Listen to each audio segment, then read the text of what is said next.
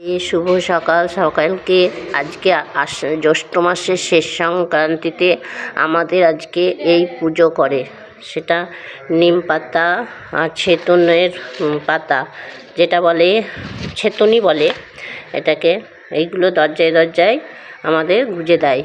আর এটা আমাদের স্নান টান করে গোবর ছাড়া দেয়, ভোরে উঠে গোবর জল দেয়, এইগুলো গুঁজে দেয়, দিয়ে স্নান টান করে পুজো টুজো করে এই নিম পাতা একটু মুখে দেয়। আর এই মা বর্ষমতীকে আমরা আলপনা দিয়ে এইভাবে দিই, দুধ, খেজুর, আম, আতপ চাল, ঘি, মধু, কিশমিশ, যা যা ফল থাকে সেটা দিয়ে আমরা মা বর্ষমতীকে আলপনা দিয়ে পুজো করি। তো ভগবানকে তো দিই একটু, ভগবান কৃষ্ণ সেবা না করলে কাউরির কিছু ভালো লাগবে না।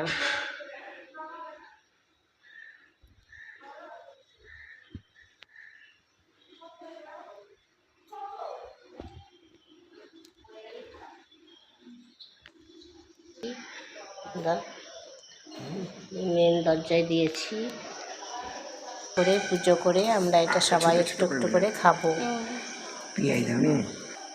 এটা আমরা সবাই একটু একটু করে মুখে দেবো। পুজো হয়ে গেছে, স্নান হয়ে গেছে, সমস্ত কিছু নিয়মকানুন হয়ে গেছে, এবার এটা আমরা সবাই একটু করে খাবো।